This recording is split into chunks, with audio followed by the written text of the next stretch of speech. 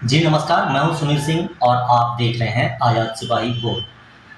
इस बोल के खास कार्यक्रम में हम आपसे रूबरू कराएंगे बीएचपी के प्रांत संपर्क विशेष प्रमुख प्रिंस आजमानी जी से, और जो मौजूदा पूरे झारखंड प्रदेश के हालात हैं, इसमें पार्टी संघ के बीच में किस तरह का समन्वय है, इन तमाम मुद्दों पर हम बातचीत करेंगे। तो हमारे साथ प्रिंस आजमानी जी हैं, हम इनसे ही सीधे जुड़ते हैं। प्रिंस जी, बहुत बहुत स्वागत है आपका आजाद सिपाही बोल जी में। प्रणाम। भारत माता की जय। अब प्रिंस जी, जिस तरह से अभी लोकसभा का चुनाव संपन्न हुआ है और इस चुनाव में जो परिणाम आए हैं, इस परिणाम को कैसे देखते हैं आप? लोकसभा का जो परिणाम है, इस परिणाम को मैं अगर आप पूरे राष्ट्र के हिसाब से देखा जाए तो वो चौंकाने वाला है। लेकिन जो प्रदेश का जो रिजल्ट आया है, ये मैंने पहले से ही भाप लिया था। और अपने कुछ जो अभिभावक हैं, वो चाहे पार्टी से हों चाहे संघ से हों, मैंने इस बाबत उनसे विचार विमर्श भी किया था। और करीबन करीबन मैंने बता दिया था कि 9 से 10 में इस बार झारखंड में भाजपा सिमट जाएगी और विपक्षियों का पलड़ा भारी है। और रही बात कि राष्ट्र का जो रिजल्ट आया है, उसमें भी कहीं ना कहीं देखा जाए तो प्रदेश की तरह ही धरातल पे काम नहीं होने के कारण वहाँ का ये रिजल्ट आया है पूरे राष्ट्र प्रिंस जी, मतलब ये जो रिजल्ट आया है, जिस तरह से ग्राफ गिरा है, वोट परसेंटेज जो है भारतीय जनता पार्टी की गिरी है, प्रदेश में भी गिरा है, लगभग 6 से 7% की कमी आई है। तो ये वोट का परसेंटेज आखिर किसका क्यों, इसके पीछे क्या रीजन मानते हैं? में। देखिए, अगर आप झारखंड प्रदेश की बात करें तो जो मैंने फील्ड में सर्वे किया है, क्योंकि भाई हम लोग संघी हैं तो हम लोग फील्ड में ज़्यादा रहते हैं, तो जो हमने गौर किया, इसके बहुत सारे कारण हैं। सिर्फ आप ये नहीं कह सकते कि इसमें बीजेपी का सीट जो कम आया है वो कारण खुद ही है। एक तो अभी आपने देखा होगा कि एक नई पार्टी के रूप में जयराम महतो, नौजवान युवा राजनीति में कूदे हैं। उन्होंने कुछ महतो वोट को काफ़ी इन्फ्लुएंस किया है, जो कि कहीं ना कहीं आजसू को और आजसू के वोटरों को उसने डाइवर्ट किया है। तो एक वो कारण है। दूसरा, अगर आप कहेंगे तो मैं बिल्कुल निर्भीक होकर कह रहा हूँ कि 2017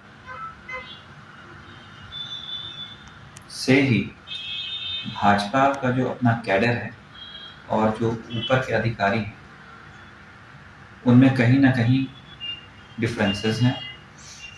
और अगर कहीं डिफरेंसेस नहीं हैं तो फिर उनका कैडरों का धरातल पे काम नहीं है, जुड़ाव कम है, कहने का तात्पर्य ये है। दूसरा कारण ये था। तीसरा ये कि जहाँ पर मोदी सरकार ने राष्ट्र हित में बहुत सारे कार्य किए, वो जन ने देखा, जन ने एक्सेप्ट किया। लेकिन वही छल और लुभावने ऑफर्स दे के बाकी पार्टियों ने कहीं ना कहीं राष्ट्र की जनता को बेवकूफ़ बनाया है। क्योंकि एक गरीब आदमी या एक आम आदमी यही सोचता है कि उसे किसी तरह से पैसे मिल जाएं, कुछ उसके हित के कार्य हो जाए, जो डायरेक्ट उसके हित के कार्य वो मिल जाए। अब आप बोलेंगे कि भाई मकान तो डायरेक्ट मिल रहा था, गैस सिलेंडर तो डायरेक्ट मिल रहा था, सब कुछ डायरेक्ट मिल रहा था। बात वो नहीं है, लेकिन इंसान है ना, इंसान की लालसा कभी खत्म नहीं होती। जो ज़रूरत है वो सरकार दे रही थी, मोदी सरकार दे रही थी, लेकिन एड ऑन के रूप में, जैसे कि विपक्षी दल ने कह दिया कि हम 8500 रुपया हर महीना आपको देंगे, और कई बरगलाने वाली बातें उन्होंने कह दी कि जो मुझे नहीं लगता है कि वो प्रैक्टिकल है। कहीं ना कहीं 140 करोड़ से ऊपर की आबादी है, अगर उसमें आप 80 करोड़ आबादी को भी या 50 करोड़ आबादी को भी आप 8500 रुपये हर महीने देते हैं, तो आप खुद ही सोचिए कि इकोनॉमी कहाँ जाएगी। टैक्स भरने वाले मात्र 6, 6.5, 7% तक अभी पहुँच गए हैं, और वहीं 6.5% लोग पूरे 140 करोड़ की आबादी को पाल रहे हैं, देश की इकोनॉमी चला रहे हैं। तो ये बड़ी विडंबना है कि इतने पढ़े लिखे लोग विपक्षी दलों में भी बैठे हुए हैं, सब कुछ है, लेकिन इस तरीके की बातें करते हैं क्योंकि उनको सत्ता में आना है, और यही सत्ता का लोभ और उनके ये जो लुभावने ऑफर्स हैं जनता का वोट पाने के लिए, ये कहीं ना कहीं बहुत बड़ा इस बार भी रहा है कारण। और दूसरा जो हम देख रहे हैं कि बीजेपी का एक और, आप सभी जानते हैं, इसमें कोई छुपाने वाली बात नहीं है कि हिंदू वोट बैंक ही उनका सबसे बड़ा वोट बैंक और जीतने का कारण रहा है। बशर्ते मैं ये भी कहना चाहूँगा कि मोदी सरकार ने सभी के लिए, चाहे वो हिंदू हो, मुसलमान हो, सिख हो, ईसाई के लिए, उन्होंने सभी धर्मों के लिए इक्वली काम किया है, इसमें कोई दो राय नहीं है, और इसमें मुझे कहने में गर्व भी है। आज अगर रोड बना है तो ऐसी बात नहीं कि रोड में सिर्फ हिंदू चल रहे हैं, उसमें सभी लोग चल रहे हैं, आप हम सभी चल रहे हैं।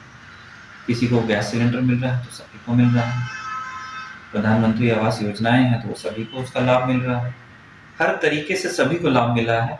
इसमें हमने देखा कोई धर्म विशेष के रूप में मोदी सरकार ने काम नहीं किया है, तो मैं उनको इस बाबत कभी भी कतई मैं दोष नहीं देता हूँ। अगर मैं दोष देता हूँ तो धरातल पे बैठे कार्यकर्ताओं को, और जो राजनेता जो हिरार्की मेंटेन करते हैं ऊपर से नीचे तक, और नीचे क्योंकि वो धरातल पे है ही नहीं, तो जो वो रिपोर्ट भी ऊपर पहुंचाते हैं वो गलत ही पहुंचाते हैं, और गलत रिपोर्ट का ये कारण है जो कि अब आप देख रहे हैं कि जिस तरीके से मोदी सरकार जो तीसरी बार बनी है, इसमें हम देखते हैं कि बहुत अच्छे बहुमत से नहीं बनी है। उन्होंने अच्छा किया, लेकिन बहुत अच्छा जिसकी हमें कामना थी, ये सरकार ने इतना अच्छा काम किया है, उसे 400 के आसपास, मैं तो कहूँगा कि मैंने खुद उम्मीद लगाई थी कि 340, 350 के आसपास आएंगे, लेकिन कहीं ना कहीं धोखा हो गया। ये क्या लगता है, जिस तरह से संविधान बदलने का डर दिखाया गया था, बेरोजगारी का मुद्दा जो है युवाओं के बीच लाया गया था, ये भी कारण सामने आया था? देखिए, जितने भी कारण हैं ये सब बरगलाने वाले कारण हैं। इस सरकार में हमने देख लिया है कि मोदी सरकार कभी भी किसी के साथ छल कपट नहीं करेगी। संविधान चेंज करने वाली जो बात है, ये सब डराने वाली बातें हैं। संविधान चेंज अगर करना है तो कई बार संविधान के बहुत सारे लॉज चेंज भी हुए हैं, पॉइंट्स चेंज भी हुए हैं कांग्रेस की सरकार के वक्त। ठीक है, जहां जरूरत पड़ता है राष्ट्र हित में अगर ये करना पड़े तो हो सकता है, लेकिन ऐसी कोई बात कभी थी ही नहीं कि संविधान को चेंज किया जाएगा। और संविधान चेंज क्यों करेंगे अगर सब कुछ सही चल रहा है? तो राष्ट्र हित में अगर काम हो रहा है तो सभी के लिए सब वो करेंगे। झारखंड में ग्रामीण क्षेत्र में भी आप लोगों संगठन आप लोगों का काम करता है, प्रभावी रूप से जाते हैं आप लोग। झारखंड के खास करके जो एसटी रिजर्व सीट है, वो seat Bharatiya Janata party loose की है। बाकी सीटों पर तो जीत दर्ज कर मतलब किया ही, लेकिन उसका मार्जिन कहीं ना कहीं घटा है। तो आपको क्या लगता है कि झारखंड में मूल आखिर ये 2019 से क्या कारण है कि जो एसटी रिजर्व सीट है वहाँ पे भारतीय जनता पार्टी लगातार पिछड़ रही है? देखिए, इस बाबत मैं आपको ये कहना चाहूँगा, जो मैं कड़वा सच आपको बताने जा रहा हूँ इस बाबत। हम संघी हैं, हम सिर्फ राष्ट्र हित के बारे में जानते हैं, हम सनातनियों के बारे में जानते हैं। हमें वो हर पार्टी मान्य है जो हमारे राष्ट्र हित में सोचेगा, हमारे धर्म के बारे में सोचेगा, हमारे सनातन के बारे में सोचेगा, उसकी रक्षा करेगा, उसकी संस्कृति, भारतीय संस्कृति की रक्षा करेगा। तो मैं आपको बता दूं कि प्रदेश में ST/SC सीट में हार का कारण, और वो भी इतने बड़े बड़े दिग्गजों का हार का कारण, वो स्वयं है। इसमें पार्टी का कोई लेना देना नहीं है। पार्टी ने आपको ट्राइबल वेलफेयर और अन्य जो भी ST/SC से और ट्राइबल से जुड़े, आपको सारे पावर दिए थे, ना कि सिर्फ प्रदेश के लिए नहीं दिए थे, आपको पूरे भारतवर्ष के लिए भी पावर दिया था सेंट्रल में, लेकिन पूरे भारतवर्ष की बात तो दूर, यहाँ प्रदेश में भी कार्य वो नहीं हो पाया। भाई आप एक ट्राइबल हैं, झारखंड से बिलोंग करते हैं, आपको इतना बड़ा पदभार सिर्फ प्रदेश के लिए नहीं पूरे राष्ट्र के लिए दिया गया है, तो आप कम से कम आप अपने क्षेत्र में तो शुरू करते हैं। चलिए ये भी मान लेते हैं कि आपने प्रदेश के लिए बहुत कुछ आप नहीं कर पाए, आप अपने खुद के संसदीय क्षेत्र के लिए भी तो कुछ कर सकते थे। एक छोटा सा संसदीय क्षेत्र और आप ट्राइबल के सेंट्रल मिनिस्टर पूरे भारतवर्ष के, कितना बड़ा फर्क है। पूरा भारतवर्ष का एक ट्राइबल सेंट्रल मिनिस्टर हो, या पहले के भी आप राज्यसभा सांसद हो, या काफ़ी जो पहले अभी जो हारे हैं हमारे ST/SC क्षेत्र से जो राजनेता हैं, तो जब आप एक छोटा सा अपने संसदीय क्षेत्र का विकास नहीं कर पाए, तो हम आपसे क्या उम्मीद रखते हैं कि आप सेंट्रल में बैठ के पूरे देश के ट्राइबल्स का उत्थान करेंगे। तो कहीं ना कहीं उनको अपनी खुद के करने का ये परिणाम भुगतना पड़ा है। और हम संघी हैं, हम गांव-गांव, गली-गली जाते हैं, लोगों की तकलीफ़ों को समझते हैं, लेकिन हम एक स्वयंसेवक संघ हैं। हमारा काम है कि हम जितना हो सकता है हम अपने तरफ से आपको मदद कर सकते हैं। हम नर नारायण सेवा में विश्वास रखते हैं, वो कोई भी, हम जाते हैं, सेवा करते हैं और आगे बढ़ते चले जाते हैं। हमें किसी चीज़ का लोभ नहीं है, हम कोई पार्टी नहीं है कि हमें ये चाहिए, हमें फिर ये पद मिलेगा, फिर हम ये मंत्री बनेंगे, हमें किसी चीज़ का लोभ नहीं है। हम संघी, हमें मालूम है नर नारायण सेवा है, राष्ट्र हित हमें देखना है, हमें भारत माता को सजोना है, हमें अपने सनातन, हमारे संस्कृति को बस सजो के चलना है, उनकी रक्षा करना है। जी, जिस तरह से आप लोग मतलब राष्ट्र सर्वोपरि है, राष्ट्र के लिए आप लोग कार्य करते हैं, आप लोगों की आनुषंगिक इकाई भारतीय जनता पार्टी है। हर चुनाव में देखा जाता था कि अमूमन आप लोग दोनों के बीच में समन्वय स्थापित होता था, कार्यभार जो है सौंपा जाता था और आप अपने अपने क्षेत्र में कार्य करते थे। लेकिन ये पिछले झारखंड में अगर हम खास करके बात करें तो 2019 से ये गैप देखने को मिल रहा है, क्योंकि जिस तरह से संघ हो गया, चाहे BHP हो गया, तो ये चुनाव में इनके पार्टिसिपेट उस तरीके से नहीं दिख रहा है जो 19 से पहले तक दिखता था, जो 14 में दिखा था, 2009 में दिखा था, लेकिन वो अब नहीं दिख रहा है। ये दो मतलब चुनाव से, एक विधानसभा चुनाव 2019 का, उसके बाद फिर लोकसभा चुनाव 2024 का। देखिए ये अब जो ये बातें आ रही है ना कि संघ भाजपा को फेवर करता है, ये उसी की इकाई है। देखिए संघ कभी डायरेक्टली पॉलिटिक्स में अपना इंटरफेरेंस नहीं कर सकता है। संघ सिर्फ गाइड कर सकता है कि कौन सही है, क्या सही है, और कैसे लोग आगे राजनीति में आने चाहिए, और किन लोगों के हाथ में देश की बागडोर होनी चाहिए, ताकि राष्ट्र का और राष्ट्र हित में कार्य हो सके। एक मिनट,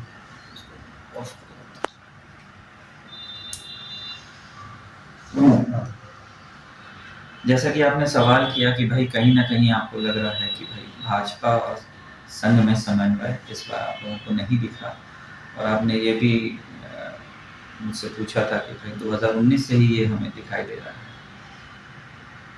तो आप लोगों को दिख रहा है क्योंकि आप लोग सर्वव्यापी हैं, आप लोग पत्रकार हैं, आप लोग मीडिया से हैं, आप लोग सबको टटोलते हैं, सबके पास जाते हैं, सबको देखते हैं, ठीक है। लेकिन हमारा जो कार्य है, हमारा एक तरफा कार्य है, सिर्फ राष्ट्र हित और सेवा का कार्य है। रही बात कि समन्वय स्थापित नहीं होने का कारण क्या है, कि भाई पार्टी है, और पार्टी में अगर कार्यकर्ताओं में या पदाधिकारियों में कहीं स्वार्थ आ जाता है, तो बस समझिए कि वहीं पर संघ के साथ आपकी डिफरेंसेस आ जाती हैं। संघ निस्वार्थ काम करता है, संघ को किसी पद की जरूरत नहीं है, किसी चीज़ का लोभ नहीं है। संघ में वही लोग आज हैं या पहले भी थे। संघ की स्थापना भी इसी कारण से की गई थी कि निस्वार्थ आपको अपने देश राष्ट्र के लिए आपको कार्य करना है। और जो पार्टी है वो ठीक है, इकाई हम मानते हैं, संघ की ही इकाई थी, क्योंकि भाई अगर सरकार में आप नहीं आएंगे तो लोगों का उत्थान नहीं हो पाएगा। इसीलिए राजनीतिक पार्टी का गठन किया गया था।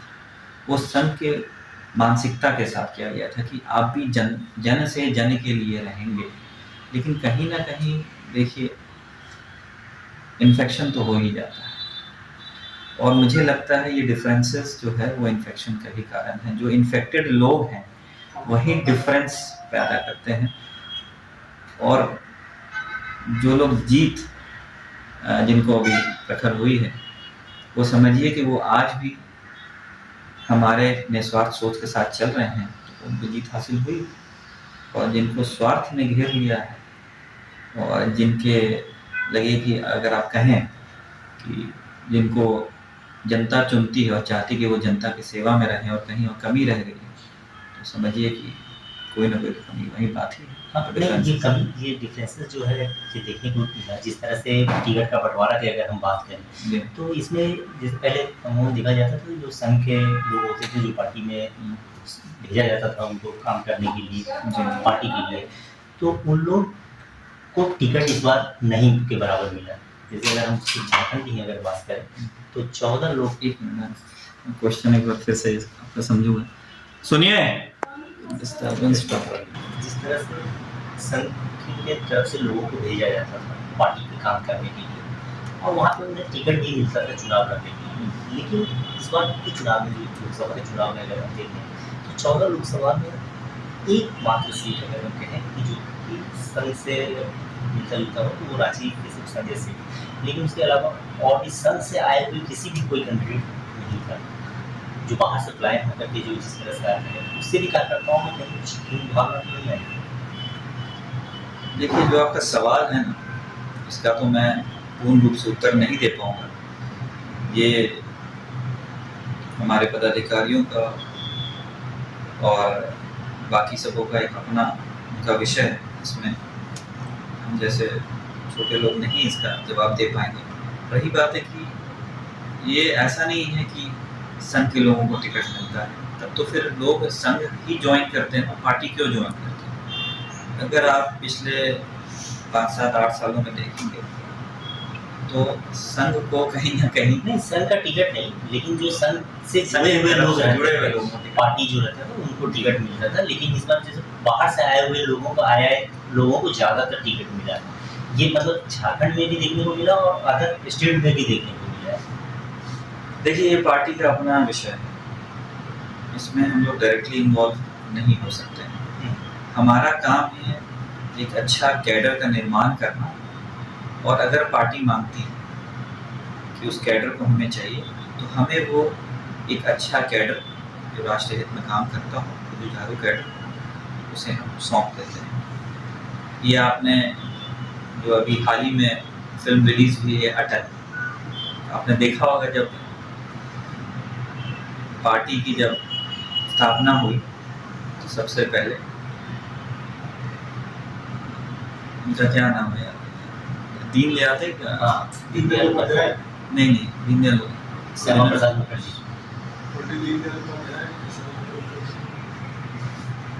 आपने देखा होगा कि श्री श्यामा प्रसाद मुखर्जी और दीनदयाल जी ने अटल जी को मांगा था संघ से कि हमें ऐसे जुझारू और विद्वान कार्यकर्ता की जरूरत है।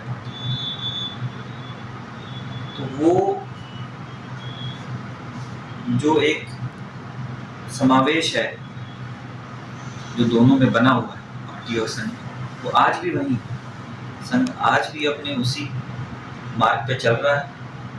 अब वो पार्टी की सोच है कि वो किसे टिकट देती है या नहीं देती। संघ को ना कभी टिकट का लालच रहा है, ना कभी रहेगा। संघ अपने राष्ट्रीय हित में कार्य करता है और करता है।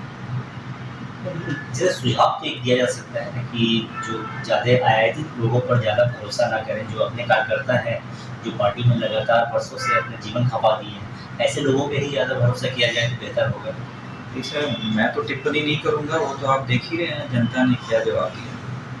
मेरा जवाब का इसमें कोई औचित्य नहीं बनता है, और इसे आप उसे अन्यथा भी ना लें कि कहीं हम नाराज़गी हैं। अगर आप खुद बूथ पे कहीं गए होंगे या आपने सैकड़ों बूथ आपने देखा होगा, तो आपने देखा होगा पार्टी के कार्यकर्ता मिले ना मिले, संघ के कार्यकर्ता आपको मुस्तैद जरूर मिले होंगे, भाई साहब, बहन जी, दीदी, माताएं बोल के हाथ जोड़ के उनकी पर्ची पकड़ाते हुए, और जो वहाँ पर बाकी जो भी हैं ECI के लोग वहाँ होंगे, प्रशासन होंगे, सबकी मदद करते हुए दिखेंगे, क्योंकि हमारे रग रग में बस सिर्फ सेवा भाव। प्रिंस जी, जिस तरह से अब आगामी विधानसभा चुनाव होना है, इसमें क्या लगता है, क्या कुछ बदलाव होना चाहिए ताकि पार्टी एक बेहतर परिणाम दे सके झारखंड में?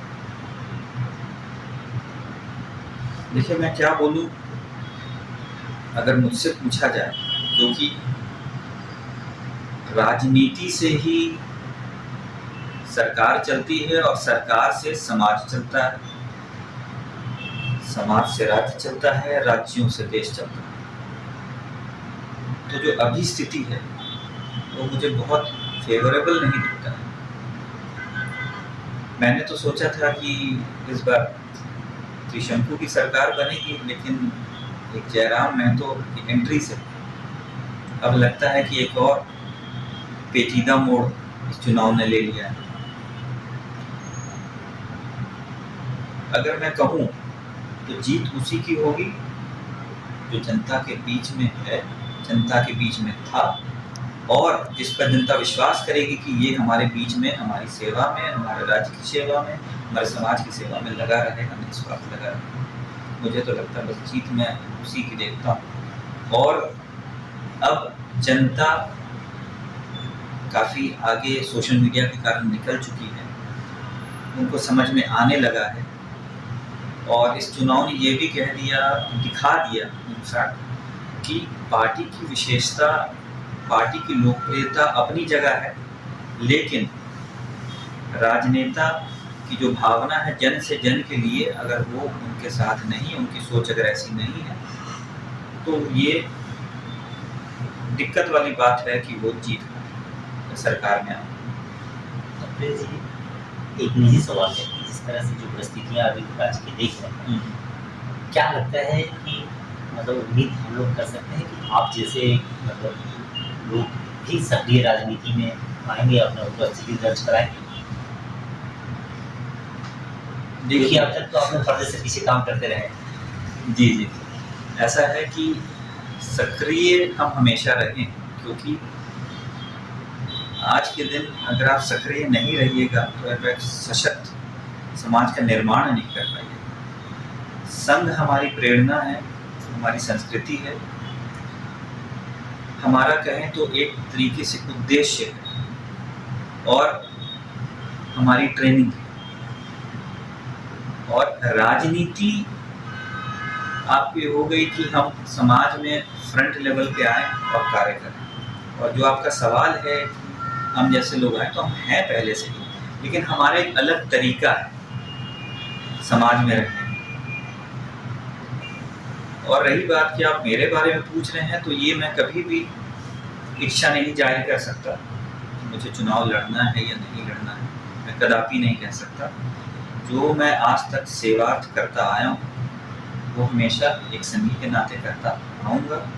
वो आगे किसी को भी लगता है कि नहीं, ये आप अब राजनीति में आके शायद मैं या प्रिंस अजमानी आप कहें कि लोगों में अच्छा कुछ कर सकता हूँ, बदलाव, अच्छे बदलाव ला सकता हूँ, और आगे एक अच्छा राज्य का निर्माण में मैं सहयोगी सहभागिता निभा सकता हूँ, तो वो उनकी सोच है। हम और हमारा मार्ग एकदम प्रशस्त है, हम सीधा देख के चलते हैं, हम बायां दायां हम नहीं देखते, ना हमें किसी चीज़ का लोभ है और ना ही हमें किसी चीज़ का स्वार्थ है। लेकिन जन का अगर दबाव अगर पड़े तो क्या आएंगे? अगर आप सच पूछें तो जन का दबाव तो मेरे पास हमेशा ही रहा है, लेकिन हम फिर भी हम उस कैडर को बिलोंग करते हैं जहाँ पर आदेश सर्वोपरि है। तो ये थे प्रिंस आजमानी, जिन्होंने साफ तौर पर कहा कि जन से जन के काम करने वाले कार्यकर्ता और नेता को अपने अंदर झांकना होगा कि आखिर जनता से बीच इनकी दूरी क्यों हुई है। आप बने रहिए हमारे साथ, देखते रहिए।